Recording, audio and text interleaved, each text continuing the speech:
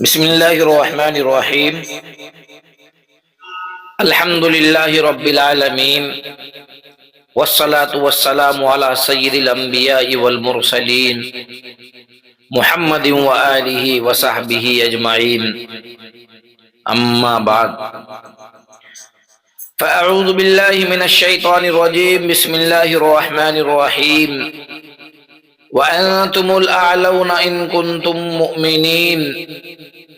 صدق الله العلي العظيم وصدق رسوله النبي الكريم، ونحن على ذلك لمن الشاهدين والشاكرين، والحمد لله رب العالمين.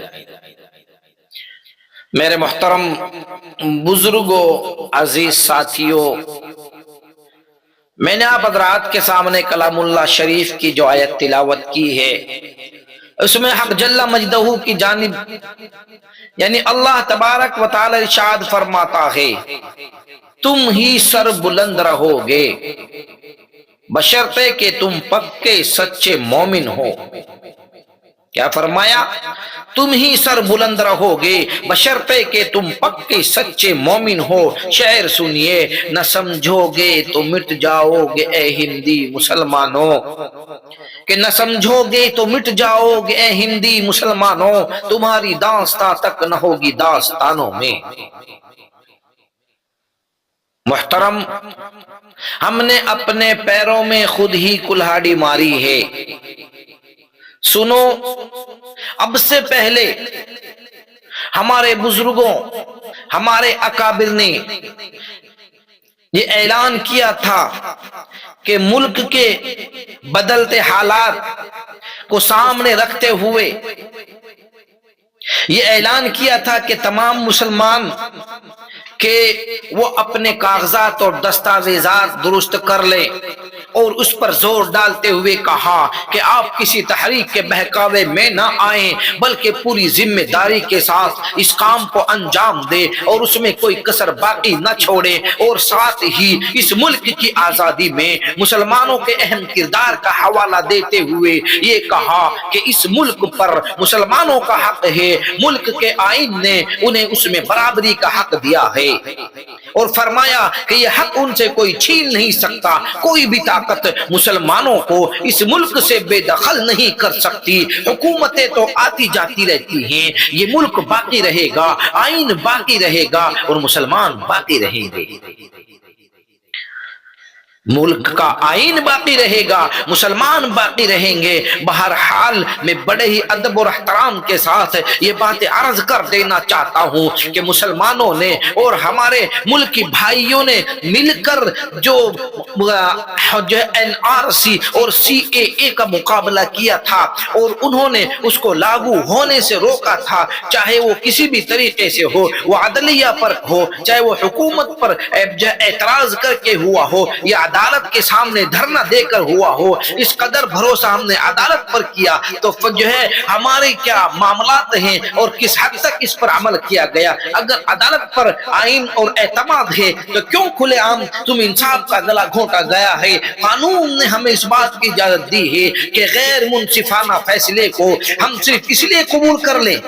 نہیں، وہ عدالت کا فیصلہ ہے، عدالت کے ایسے فیصلوں کو یک لخت رد کر دیا جاتا۔ لیکن میں آپ کو بتاتا ہوں، میرا سوال یہ نہیں ہے، بلکہ میں بتاتا ہوں کہ حضرات، آپ میں سے یہ کہنا چاہوں گا کہ موجودہ جمہوریت میں حق بتانے سے کام نہیں چلے گا۔ یہ وہ دور ہے جہاں حق چھیننا پڑے گا، اور ماضی کی قربانیاں بیان کرنے کا اور اس کے بھروسہ میں لوگوں کا جو ہے لوگوں میں بہکانے کا یہ مقام بنانے کا وقت نہیں ہے، بلکہ موجودہ حالات میں باطل کے سامنے ہمت اور جرأت سے ڈٹ کر جو ہے مقابلہ کرنے کا مقام ہے۔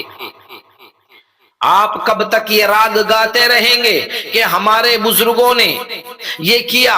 آپ کب تک یہ مصلحت کی چادر اوڑھ کر ملک کے مسلمانوں کو رسوا ہوتے دیکھتے رہیں گے؟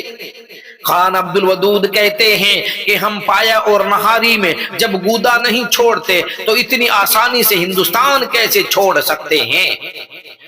ہمارے سامنے تو ابو طالب کی گھاٹی ہے، نجاشی کا دربار بھی ہے، عبداللہ بن اریقط بھی ہے، غار ثور بھی ہے، لا تحزن ان اللہ معنا کے بول بھی ہیں، مدینہ کا دو رویہ ترنم آمیز استقبال بھی ہے، احد کا سبق بھی ہے، بدر کی دعا اور استقلال بھی ہے، خندق اور خیبر کی حکمتیں بھی ہیں، حدیبیہ کے بعد دعوت کے لیے پرسکون سازگار ماحول بھی ہے، اور متحرک مکہ بھی ہے۔ ہم ہندوستان میں دعوت اور تجارت کی دال گنانے کے لیے ہیں، دعوت اور دعا کی دال بھی گلے گی، تجارت اور حکومت کی دال بھی گلے گی، بس دیکھنا یہ ہے ہماری اپنی دال میں کچھ کالا تو نہیں ہے۔ مطلب یہ ہے کہ خبر آئی ہے کہ SIR جو بل پاس ہو کر قانونی شکل میں نافذ ہو کر آخری مرحلے پر پہنچ چکا ہے، یقیناً اس کے بعد سخت آزمائش اور مصائب کا سامنا ہو سکتا ہے، بہت کچھ حالات آ سکتے ہیں، ان میں سے کبھی میں انکار نہیں کرتا۔ ان خطرات کا انکار نہ صرف جھوٹی تسلیاں ہے، اور ایسا رویہ قومی سطح پر غفلت بھی طاری کرتا ہے۔ لیکن اگر SIR پاس ہو گیا تو کیا؟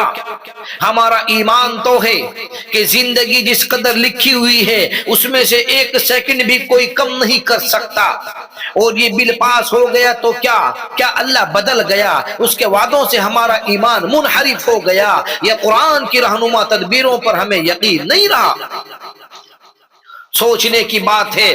تو پھر یہ ماتم اور مایوسی کیسی؟